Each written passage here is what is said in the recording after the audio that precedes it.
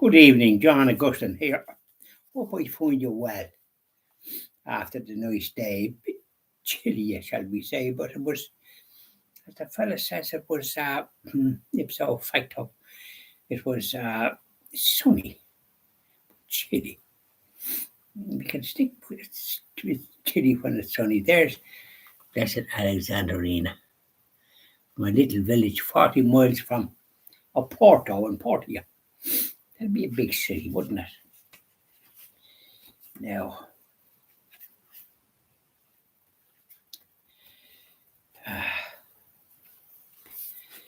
so we continue now. Wait now. We'll go on another little bit. Yeah, we're here. I'll read now a little bit more.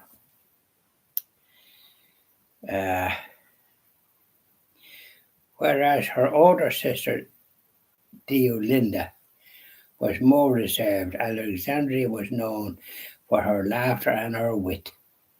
She was also known for mischievous childhood pranks.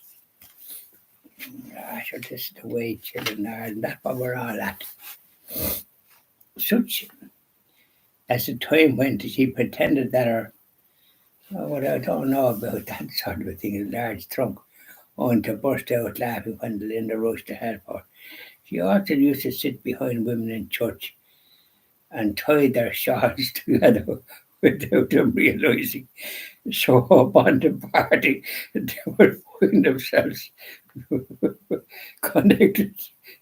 Oh, the little angel connected. Despite a penchant for mischief, the young Alexandria exhibited a strong faith. She had a great love for Jesus in the Blessed Sacrament, visiting the church frequently and making spiritual communions. She also attended the parish catechism classes and developed a deep prayer life.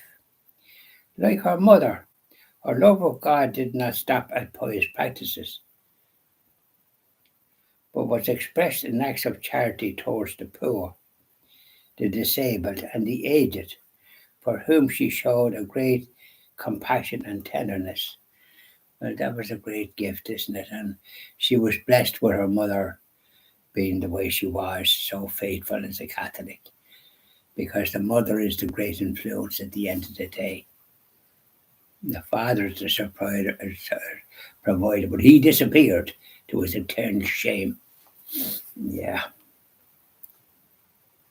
to have such a lovely wife practicing her Catholic faith. Suppose he mustn't have been a good Catholic. Yeah, that's the danger, isn't it? Like the little shepherds of Fatima, she often used to make sacrifices by offering her food to those less fortunate than herself. I found that too when I was young. People that didn't have much shared what little they had.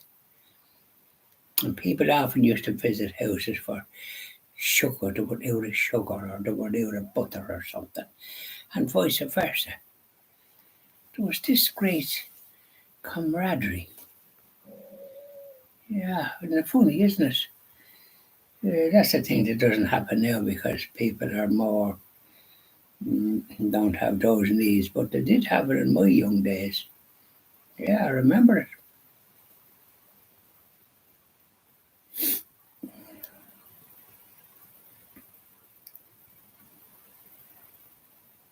Yeah, she was Alexandria and Deolanda were unable to receive schooling in Balazar, as the school only accepted boys. God, that was a peculiar area.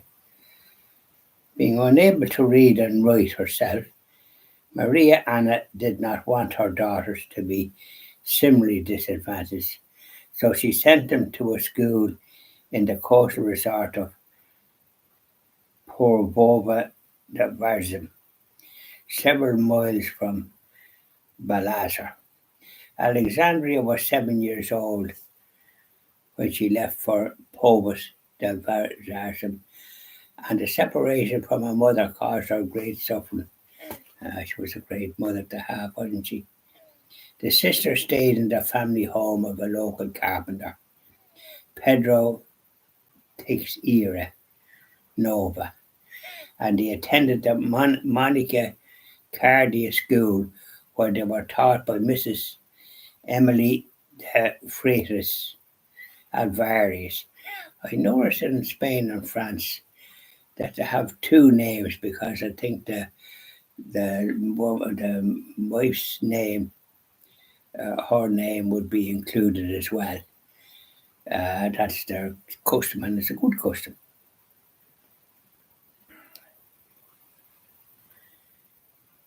Alexandria learned to read and write, and also continued to attend catechism classes. She made her first communion. She made her first confession and first Holy Communion in Pobos de Barracia in 1911. Later, she recounted the effect this had on her. Father Alvaro Matos tested me on the catechism, heard my confession, and gave me Holy Communion for the first time. I was 7 years old.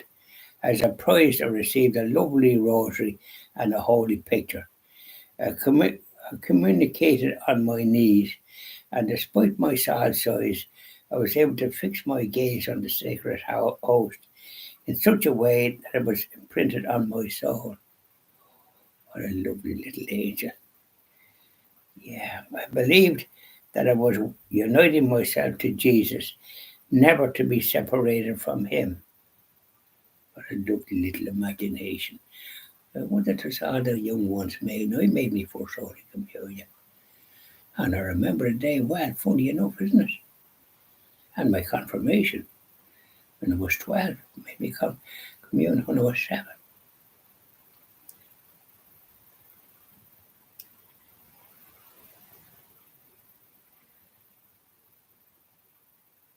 I believed that I was uniting myself to Jesus, never to be separated from him.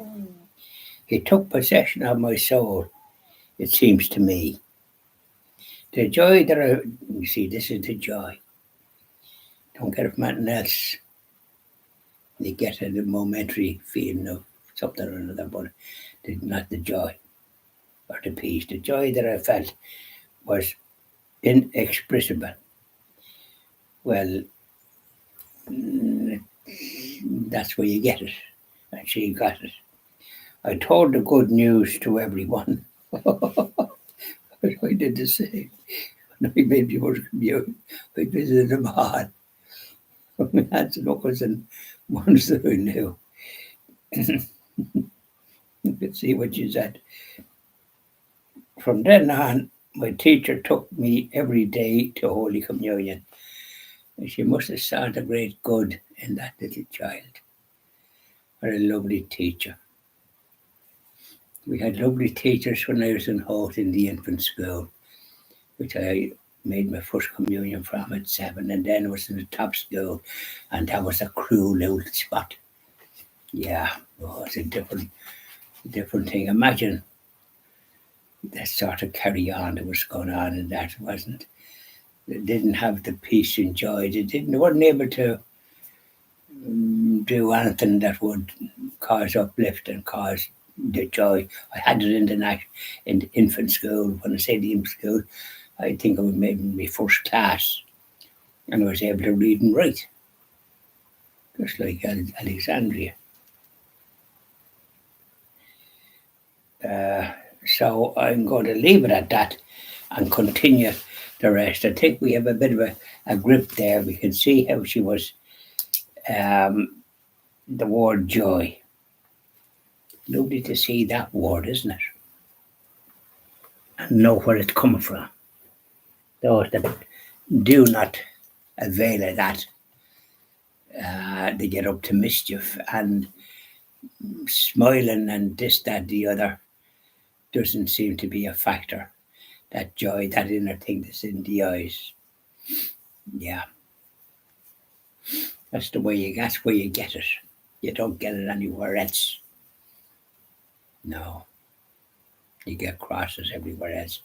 But Jesus did say, pick up your cross and carry it, because you get a cross one way or another, whether you like it or not. And so therefore it's to thank God, well, you give me this now for a purpose. Boy now, and I'll be doing another couple and music.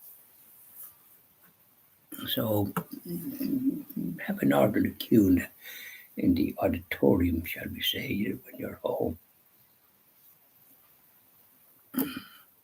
Join in, please. I know.